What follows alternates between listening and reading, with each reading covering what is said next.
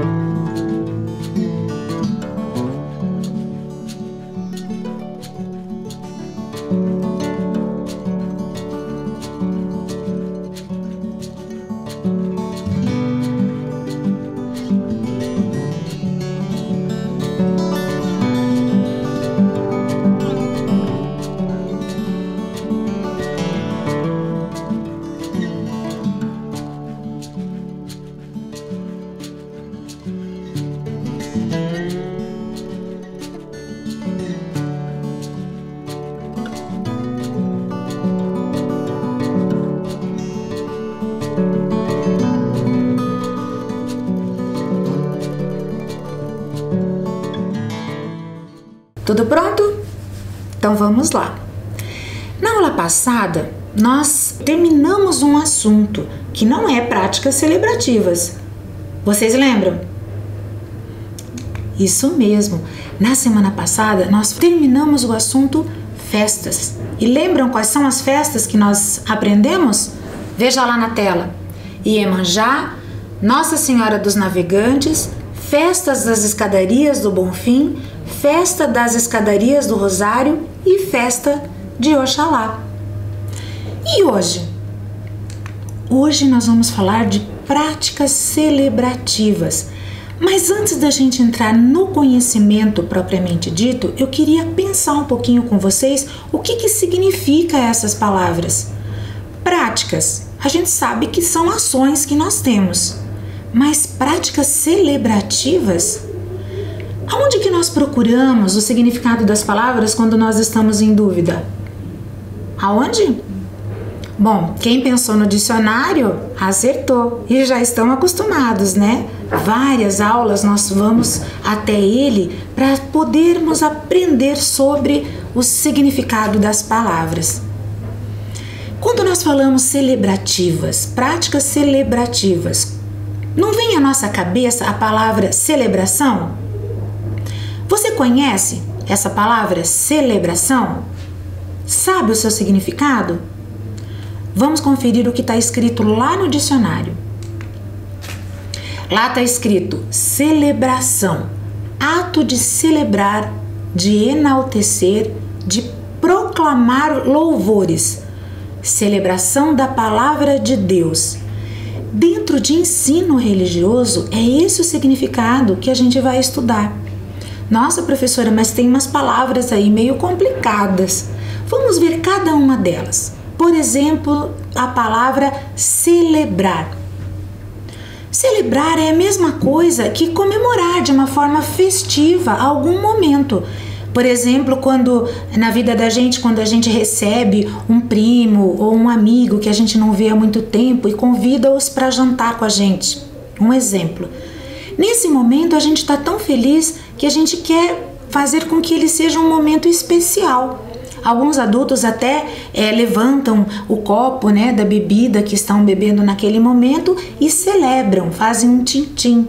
Coloquem os copos juntos e um do grupo fala alguma coisa que expressa aquilo que ele está sentindo naquele momento. Isso é celebrar. No ensino religioso, a missa, por exemplo, ela é celebrada pelo padre, porque é um momento que as pessoas estão ali para comemorar, estão felizes. Enaltecer também é uma palavra que aparece na explicação do significado. O que seria? Seria tornar glorioso, grande, aumentar uma determinada importância. Tem uma frase que fala assim: a caridade enaltece a alma.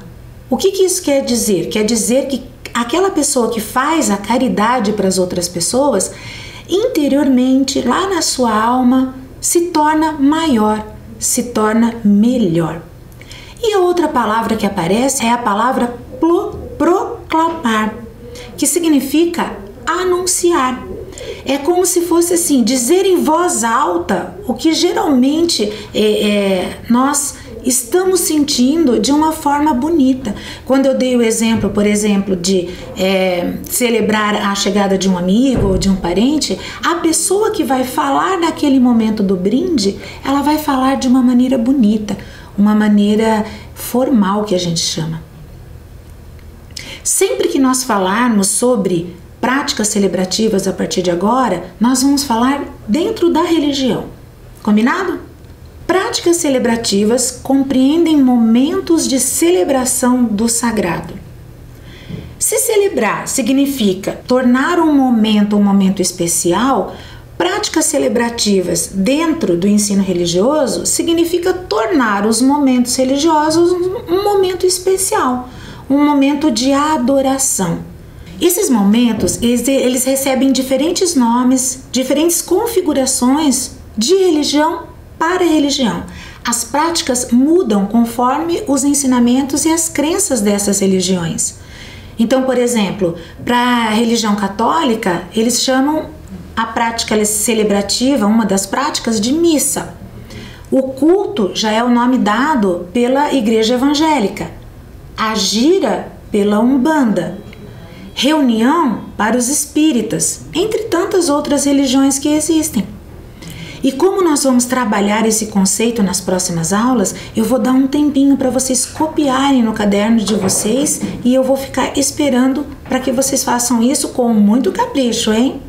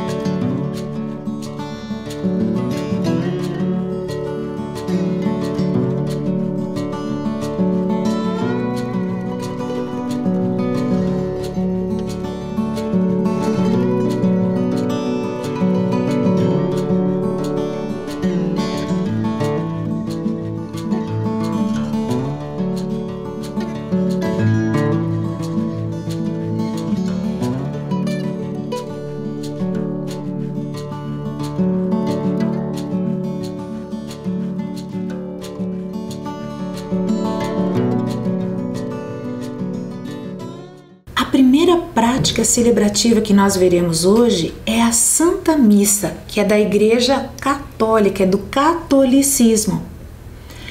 E o que será que é necessário para celebrar uma missa? Você já ouviu falar na Santa Missa?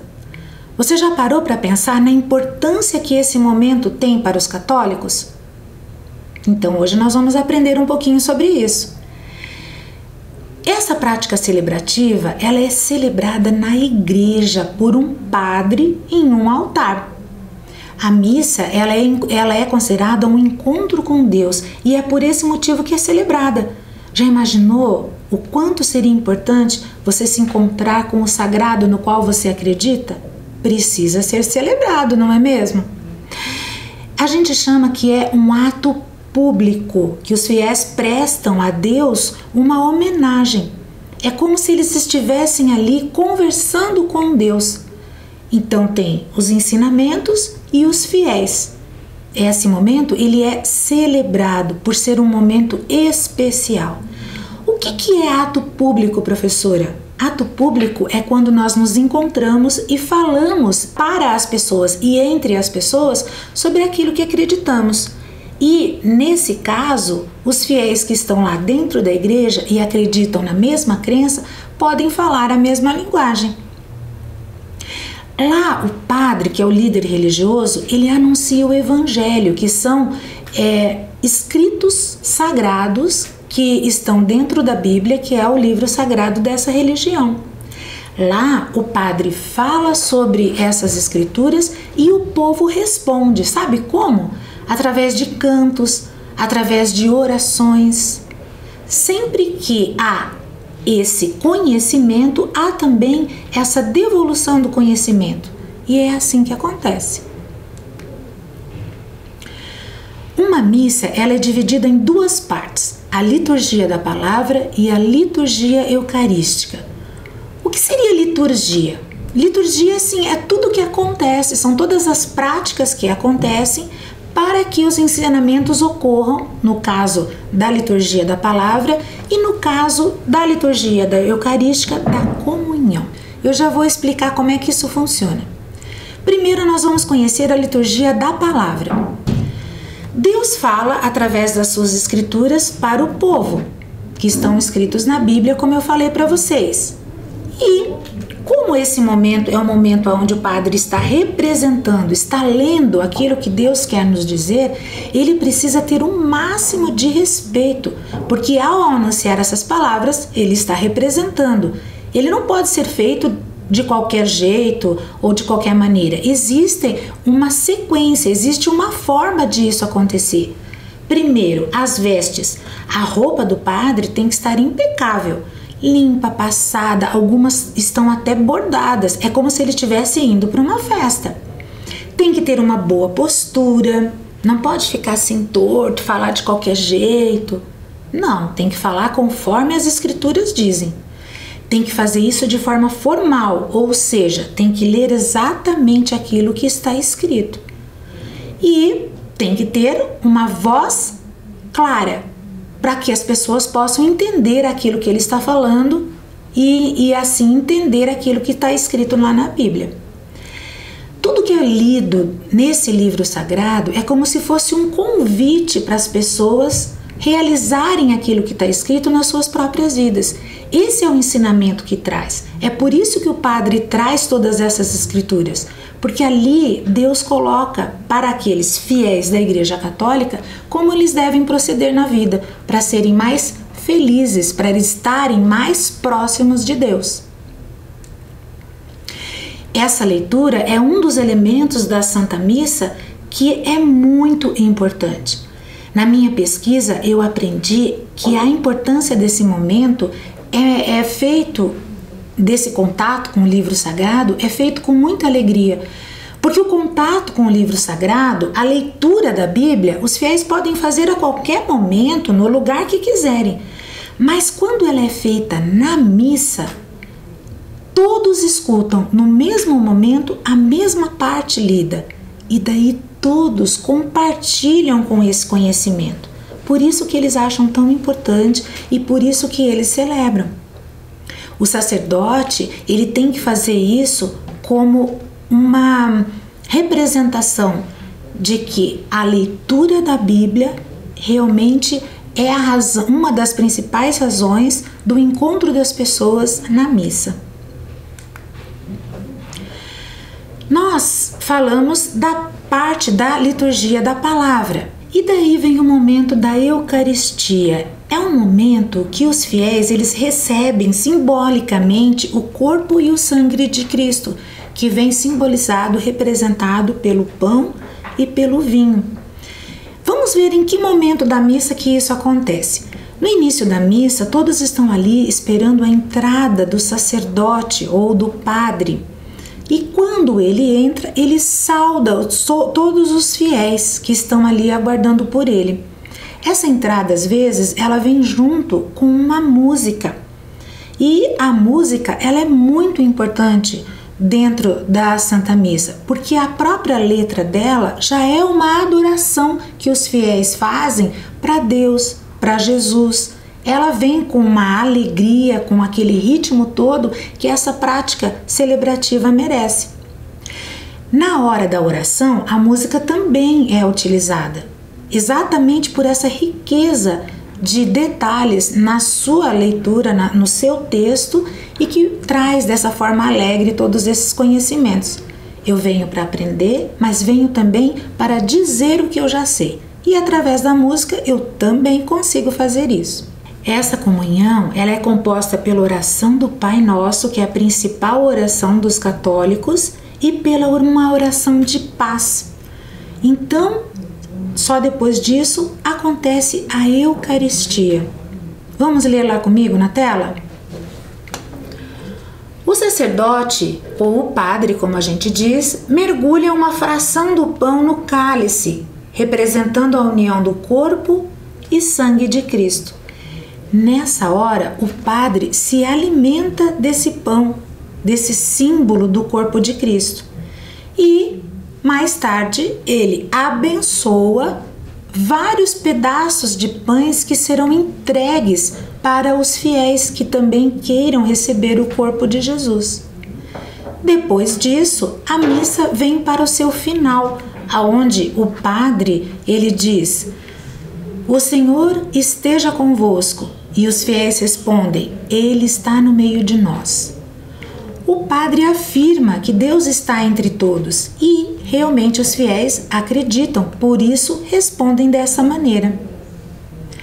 Logo em seguida, eles vão para casa com aquele sentimento gostoso de ter participado de uma reunião onde eles puderam aprender, puderam se colocar, puderam compartilhar com todas as pessoas que estavam ali esse gostoso momento, essa missa sagrada que para eles que escolheram a religião católica para seguir tem um significado muito grande.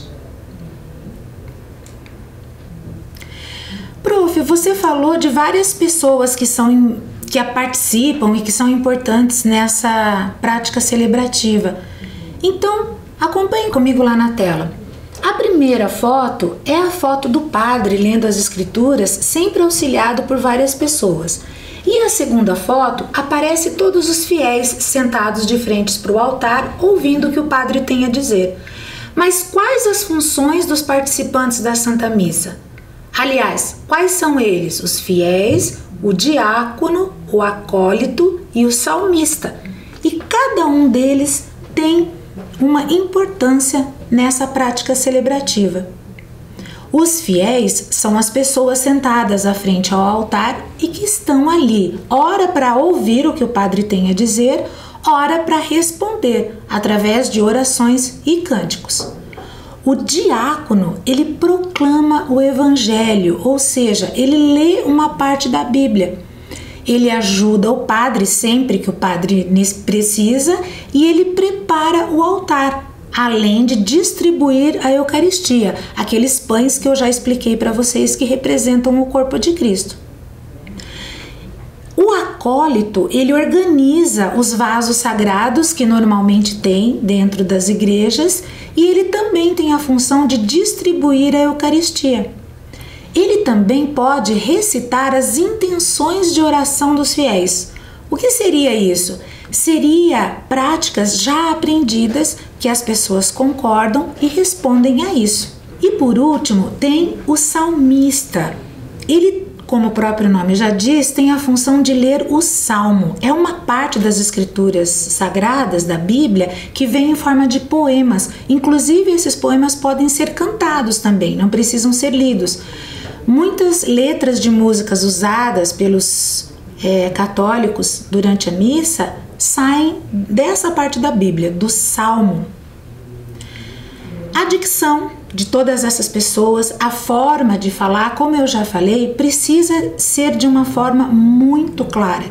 Se as pessoas estão ali para aprender, elas precisam entender o que está sendo dito. E essa é uma preocupação de todas essas pessoas que eu disse para vocês, que têm a função de ler, de passar os ensinamentos da Bíblia Sagrada.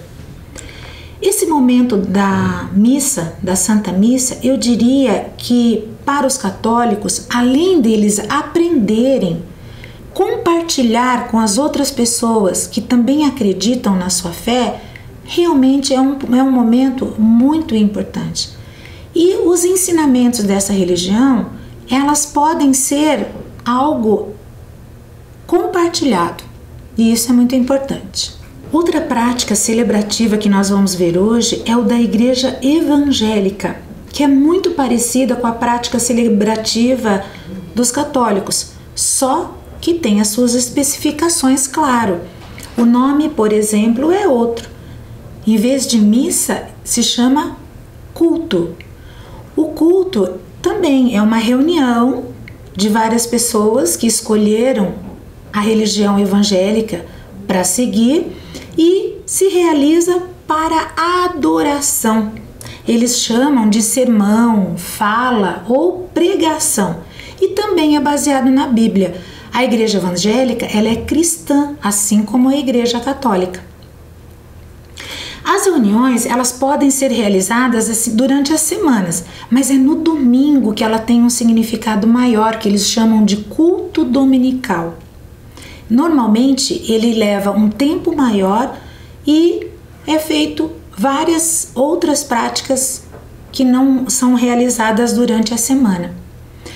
Ele é dirigido por um pastor ou uma pastora, porque nessa religião eles aceitam líderes tanto masculinos como femininos, e essas práticas de adoração vão além das escrituras e das respostas solicitadas aos fiéis. Muitas práticas de muitas igrejas evangélicas, elas vêm acompanhadas de bater palma, levantar as mãos, realmente atitudes celebrativas de alegria. Vejam lá nas fotos que essa cerimônia, ela traz muitas ações que levam ao louvor. A primeira delas, por exemplo, que tem aí na foto, fala sobre a música cristã. A segunda fala sobre o sermão. E a terceira, o início da Santa Ceia. Quais são essas partes, professora?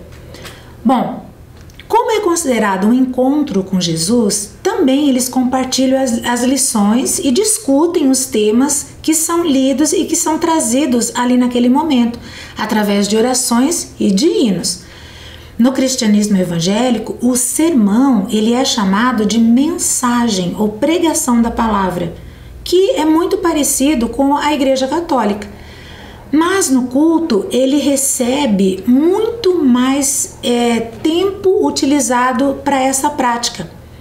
É tão importante para eles que eles usam mais ou menos metade do tempo para essa prática, que são os ensinamentos e a conversa sobre o que vem escrito na Bíblia. Para vocês terem uma ideia, se o culto leva 1 hora, de 30 a 40 minutos eles usam para falar sobre o que está escrito e sobre como utilizar isso nas nossas vidas. Se leva 2 horas o culto, e tem alguns cultos que levam até mais do que isso, leva 1 hora ou mais para poderem estar discutindo sobre esses ensinamentos. O pastor ou a pastora, eles precisam ter muitos anos de estudo e dedicação para essa função deles de ministrar e de dirigir a palavra aos seus fiéis. Lembra que nós já tivemos uma aula falando sobre isso? Para você ser líder de uma religião, você precisa conhecer mais do que os outros. Porque se uma das suas funções é levar o conhecimento para as pessoas, então você precisa saber mais. O pastor e a pastora não são diferentes. Então eles estudam bastante. E alguns até dedicam a sua vida só à igreja, o que não é necessário. Muitos deles possuem as suas famílias e fazem disso uma missão. Eles fazem dessa posição de pastor ou pastora como se fosse a profissão deles. A música ela é muito importante. Ela é tão importante que existe um espaço reservado no local onde o culto acontece para que muitas vezes tem um coral de pessoas cantando ou que tenha um órgão, né, que é uma espécie de piano acompanhando as músicas, ou até orquestras, ou seja, mais de um tipo de instrumento musical para fazer desse momento um momento extremamente festivo.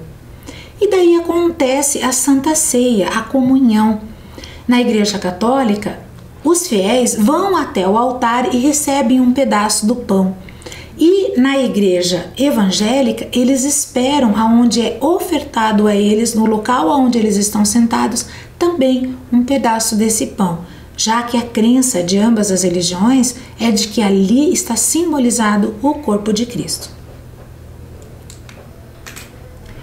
Como a música é algo que grava muito os cultos da religião evangélica, eu trouxe para vocês um pedacinho de uma das músicas que aconteceu aqui em Curitiba. Quem nos ofereceu esse vídeo foi uma amiga minha companheira de trabalho, a professora Karen, que conhece pessoas que trabalham nos cultos, que apresentam os cultos e que pôde oferecer esse material para a gente conhecer um pouquinho de como acontece. Percebam que na própria letra da música é feito vários pedidos, é feito várias glorificações a Deus e que mostra que eles realmente possuem fé naquilo que está sendo dito e naquilo que está sendo pregado. Vamos conferir? Apresente a Ele o seu louvor.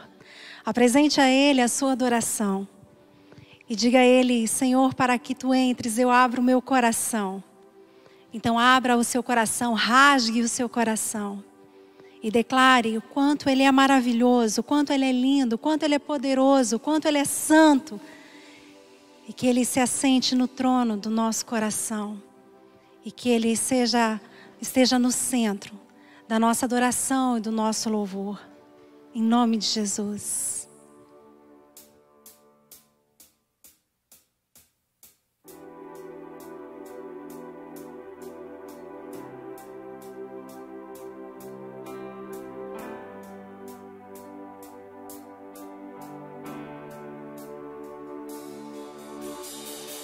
Para que entre o Rei, Jesus, o Rei da glória.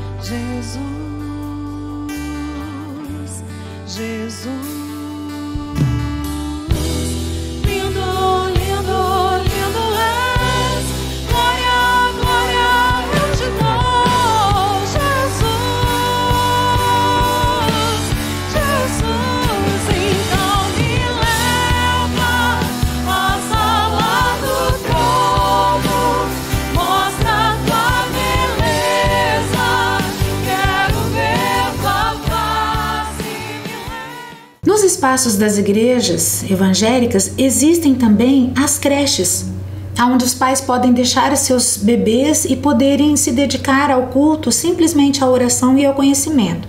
E existem também as escolas dominicais, que atendem daí crianças mais velhas e os adolescentes, onde eles também aprendem aquilo que está sendo passado no culto, mas só que numa linguagem para eles, onde eles podem participar, porque daí é um público menor. Normalmente eles fazem atividades práticas para aprender aquilo que essa religião prega. Essa tela que eu trouxe é uma foto de uma igreja evangélica e essa cruz é um símbolo, é um dos únicos símbolos que essa igreja possui e que a representa. Ela não possui representações através de objetos ou imagens, mas sim através dessa cruz. Ela se chama cruz latina. É a cruz mais simples que existe. Ela não tem nenhum detalhe e por isso quem olha para ela sabe que ela é uma cruz diferente e que ela representa os evangélicos. Por não ter nada escrito e nenhuma imagem nela, ela pode representar tanto a morte de Jesus quanto a sua ressurreição, que são dois momentos muito pregados dentro dessa religião. E agora nós vamos para a nossa atividade. Normalmente nós fazemos uma atividade com perguntas e respostas ou preenchimento de frases, mas hoje não. Hoje nós vamos fixar o nosso conteúdo, que esse é o principal objetivo da atividade, copiando alguns conceitos. Vejam lá na tela. Copie em seu caderno o significado das práticas celebrativas que conhecemos hoje. A missa é considerada um encontro com Deus e por este motivo é celebrada. O culto é um evento em que os fiéis se reúnem para realizar adoração e receber um ensinamento baseado na Bíblia. Façam bem caprichado e eu vou dar um momento para vocês fazerem isso.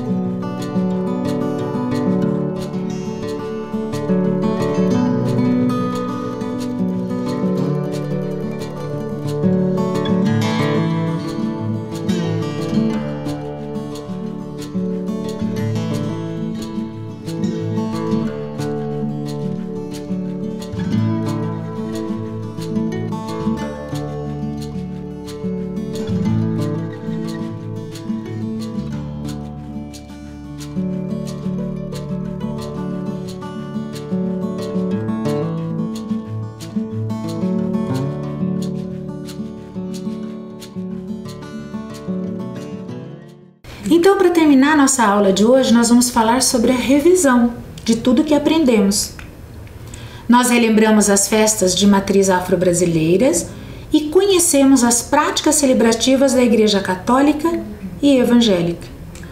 Assim, nós nos despedimos, lembrando sempre das nossas orientações. Lave bem as mãos, fiquem em casa e, se precisarem sair, use a máscara.